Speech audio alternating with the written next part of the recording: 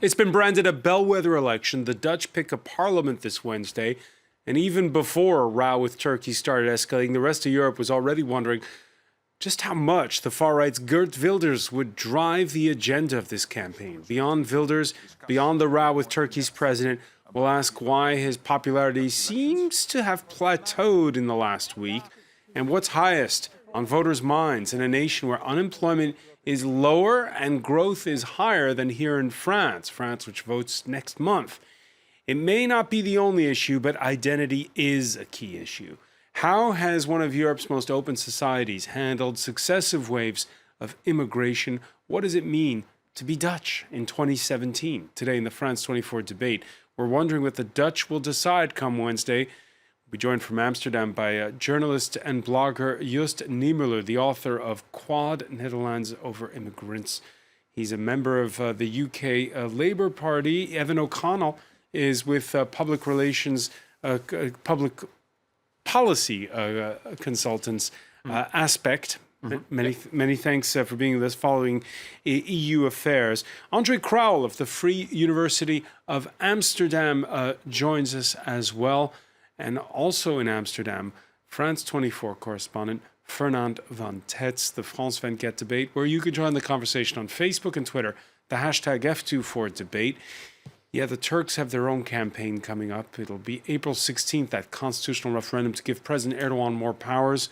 And with the vote predicted as close, plenty of images of Dutch riot police and dogs and water cannons playing in both Turkey and the Netherlands. Nadia Massi has more. Calls for calm by the European Union after a war of words between Turkey and the Netherlands morphed into a full diplomatic crisis. Brussels is trying to diffuse tensions after Dutch authorities barred the Turkish foreign minister from entering the country on the weekend amid a bitter row over the Turkish referendum rallies being held in the country.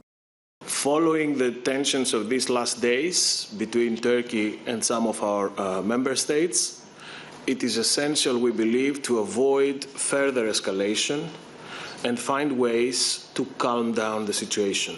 The rallies in the Netherlands were supposed to whip up support for President Recep Tayyip Erdogan ahead of a vote on increasing his powers. The decision to prevent the minister from speaking prompted Erdogan to accuse The Hague of acting like Nazis and threaten sanctions against the country. Now, another of Erdogan's ministers says his country should reconsider its migrant deal with the European Union, a cornerstone of EU-Turkish relations. Turkey's provocation drew a sober reply from the Dutch Prime Minister on Monday. We will never negotiate under threats, under these type of utterings of a foreign minister. So that's why we stopped discussions and we told him he was no longer welcome. Key to all this for Rutte is the upcoming general elections in the Netherlands, where he doesn't want to give away any ground to the anti-Islam far right. He's now told Dutch citizens in Turkey to stay alert when travelling there. Erdogan, too, is preparing for a vote on his tenure next month, but all the while seems to be running out of friends on the European stage. All right, let me begin with our correspondent, Fernand van Tetz. Fernand, earlier in our news bulletins, correspondent Jasper Mortimer was saying how the pictures of a police dog biting the leg of a pro-Erdogan supporter, well, that was playing to the hands of the Turkish president, where he was in Ankara. How have the weekend violence played out where you are in the run-up to that vote? Well, timing, I think, is very relevant to this conflict. We've seen reports in the German press that actually Mark Rutte, the Prime Minister, said that the rallies could be held as long as it was after the elections. Now, I was there in Rotterdam on Saturday night, and tempers were really running very high. And actually, the military police was trying to get people to leave after Family Affairs Minister Kaya was told to go back to Germany. But there was a scuffle, they refused to leave, and that is when the dogs and the water cannons were brought out. But here it seems to be all political parties are reacting in favor of the Prime Minister. They're standing by him, saying that the government acted well in this incident. So that's been playing well for him on the political stage and allows him to show off a bit of statesmanship as well, just 2 days before the election. Two days before the election, can you just go over some of the incidents? Was the violence avoidable? Was the violence avoidable? Well, so you have to think about the situation. This was in Rotterdam. There was an emergency decree given out by the mayor. So technically, they were not allowed to be protests outside the Rotterdam consulate. The mayor had provided 3 other locations where protests were allowed, but not this location outside the consulate. So that meant that the police was authorized to interfere at any time. And they stood off on the sidelines for a very, very long time, waiting for people to go home, to disperse peacefully. But I think what happens with any big crowd is there's a core group of supporters who are really dead set on remaining there and remaining on the streets. And that's when it got violent in the end. Andre Krul, let me ask you, have you ever seen a run-up to a Dutch election that's gone quite this way? For sure. We had a politician killed in 2002, Pim Fortuyn. So try and beat that, a leader of one of the parties being murdered. But no, I mean, this was clearly instigated by Erdogan for internal purposes. I mean, Erdogan is in trouble because he doesn't have a clear majority for his referendum, which gives him more power, will give him more power. And so he's trying to woo the nationalist vote. And he's trying to do that by looking tough against Europe, because that will please the nationalists. And so I think the effects in the Netherlands are sort of collateral for him. He's not so much concerned, I think, with who runs in The Hague. But of course, our prime minister took real advantage of it, indeed, the weekend before our Wednesday elections, and could indeed show that he was tough, against the Turks, which of course is a majority Muslim country. So what better than to show your statesmanship and your tough stances against Islam in order to fend off the suggestions by Geert Wilders, our leader of our anti-immigration party, that the VVD, the Liberal Party in government, is weak on immigration and is weak against the fight against Islam. And now, wow, our prime minister could show this in the face of the international and national press. So I think Rutte won the election there and there this weekend. Thank you, Mr. Erdogan.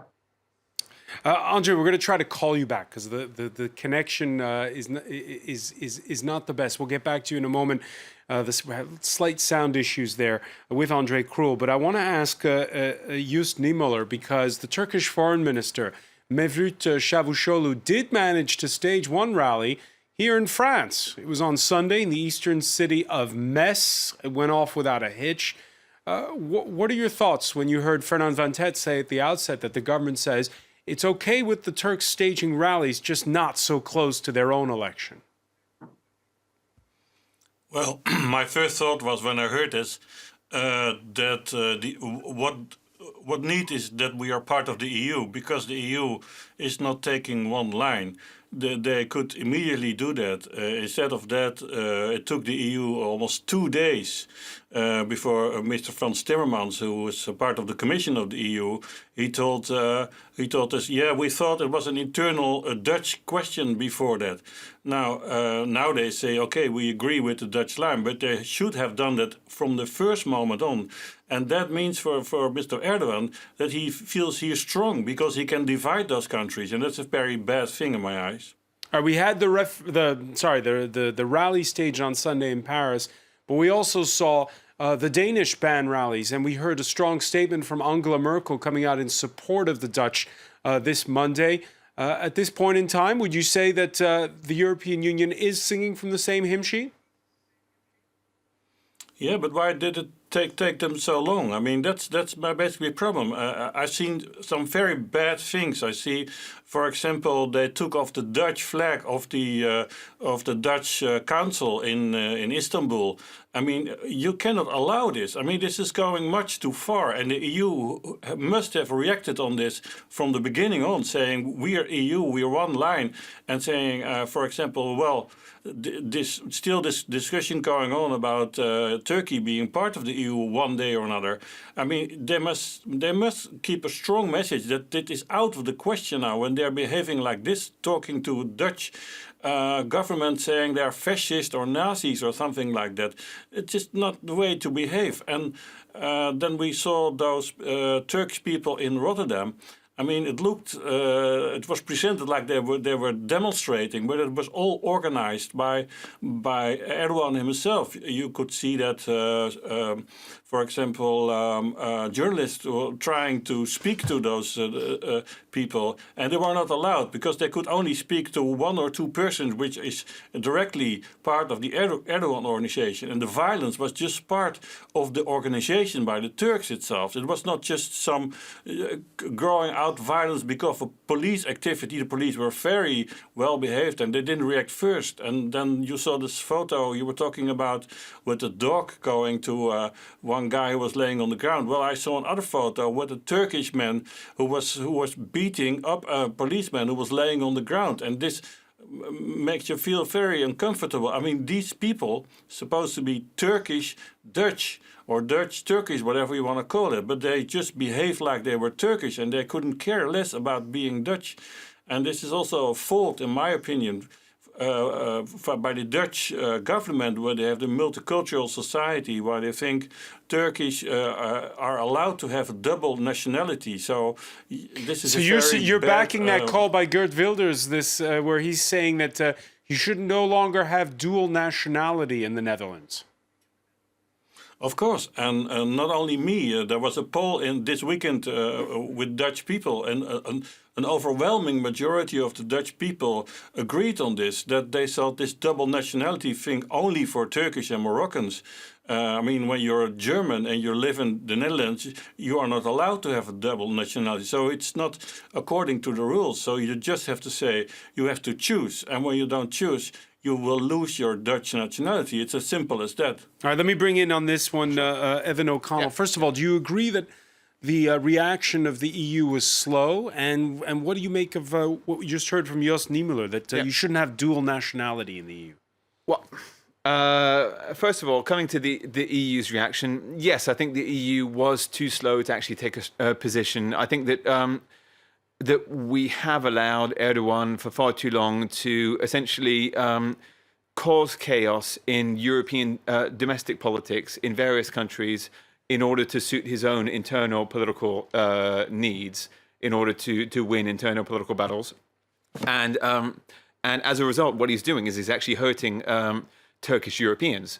I can't imagine for a second that a majority of Dutch people of Turkish origin approved of what was going on at these protests, and what this does is it casts doubt on an entire population where in fact there's no evidence that this group was in any way representative.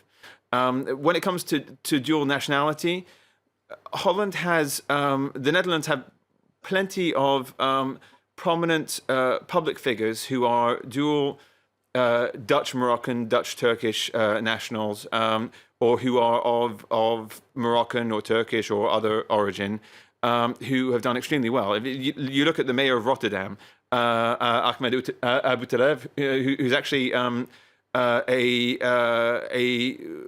wonderful voice for secularism and moderation in Holland, and he is, I believe, of Moroccan origin himself. He condemned these incidents as much as anyone else.